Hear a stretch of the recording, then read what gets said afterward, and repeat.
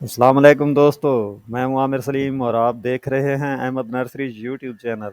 आज हम बात करेंगे एक बहुत ही खूबसूरत और कम निगहदाश्त वाले पौधे के बारे में। जी हाँ दोस्तों, ज़ेमिया पाम, जिसे कार्डबोर्ड पाम भी कहा जाता है। और सबसे ख़ास बात यह है कि आज हम सीखेंगे इसे घर पर आसानी से उगाने और बढ़ाने का तरीका, और इसके साथ साथ इसकी देखभाल के मुतालिक भी आपको बताऊंगा।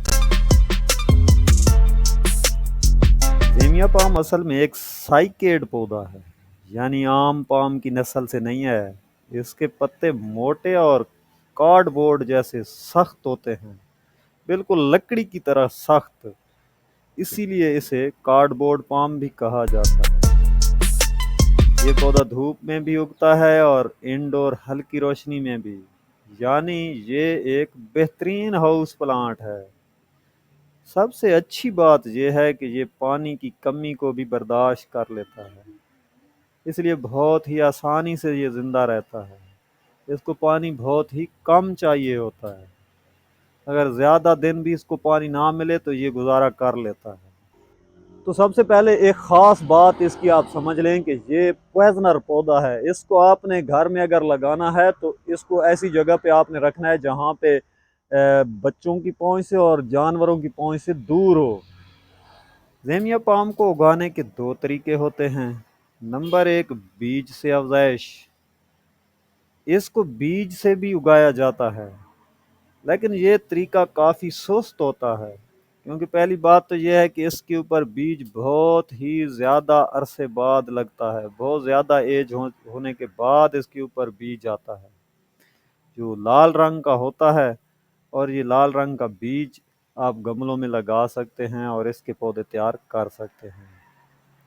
उसके बाद दूसरा तरीका होता है राइजोम या जड़ों की तकसीम, तो जो तेज़ और कामयाब तरीका है, और ज़्यादातर यही तरीका इख्तियार किया जाता है इसके नए पौधे तैयार करने के लिए।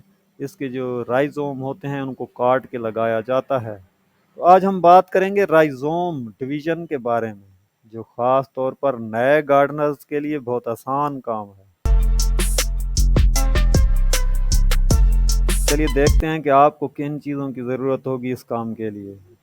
तो इस काम के लिए आपके पास गार्डनिंग ग्लव्स होना बहुत ज़रूरी हैं। तेज़ और साफ चाकू का होना ज़रूरी है। नेम ऑयल या फंजीसाइड ये आपके इख्तियार में है। अगर आप राइजोन काटते हैं तो उसके ऊपर नेम ऑयल लगा दें, या कोई भी फंजीसाइड लगा देंगे तो फिर वो जो है ना, उसको फंगस नहीं लगेगा और वो ख़राब नहीं होगा। उसके बाद जो मिट्टी है वो आपने हल्की मिट्टी यूज़ करनी है इसके लिए, जो पानी गुजारने वाली मिट्टी हो, पानी रोकने वाली ना हो। इसके अंदर पानी खड़ा ना हो, वो मिट्टी आपने लेनी है।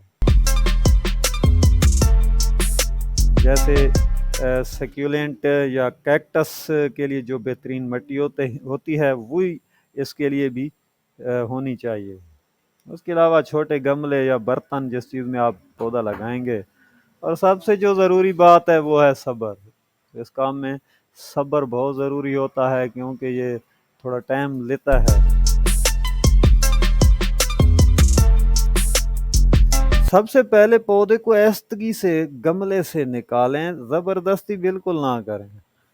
अब आप देखेंगे कि नीचे जड़ों के साथ मोटी मोटी राइजोम बनी होती हैं, यही आपके नए पौधे बनाएंगी।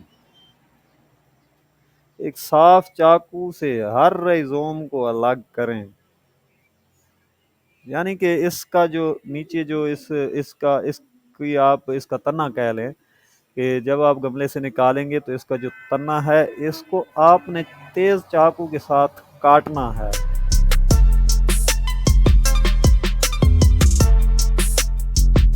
एक साफ चाकू से हर राइजोम को अलग करें।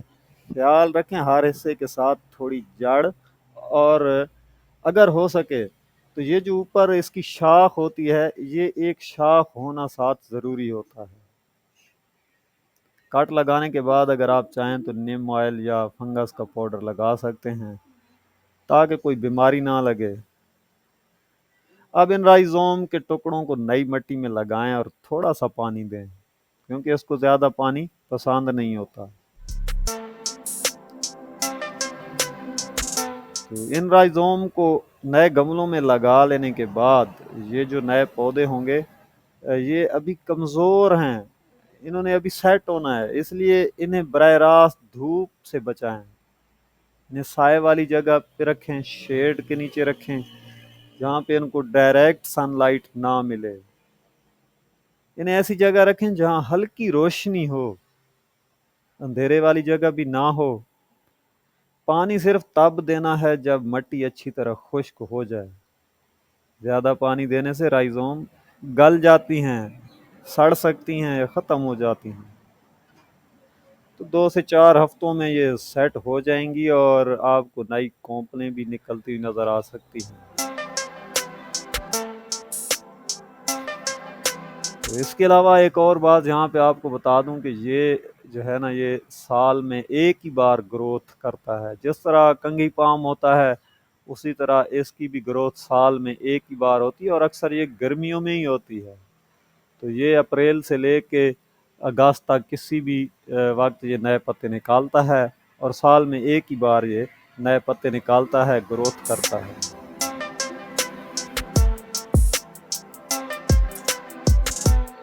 इसको स्प्रे की ज़रूरत नहीं होती, इसके ऊपर किसी मच्छर कीड़े का हमला नहीं होता, किसी बीमारी का हमला नहीं होता।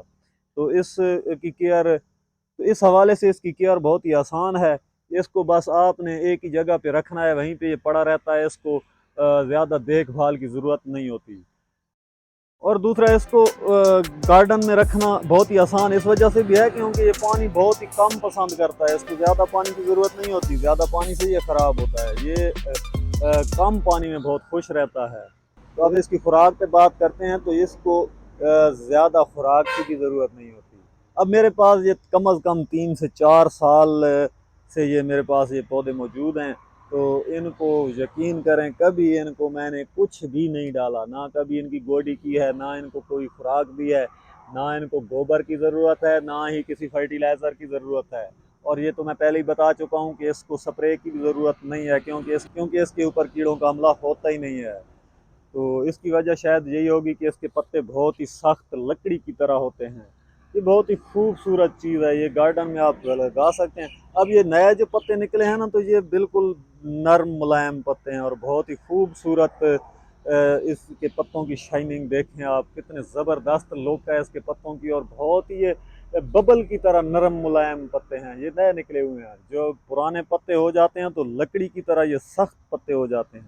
तो इस वजह से इसके ऊपर कीड़ों का हमला बिल्कुल होता ही नहीं है, ना ही इसको खुराक की ज़रूरत है। तो ये देखिए, ये कितना आसानी के साथ चलने वाला पौधा है।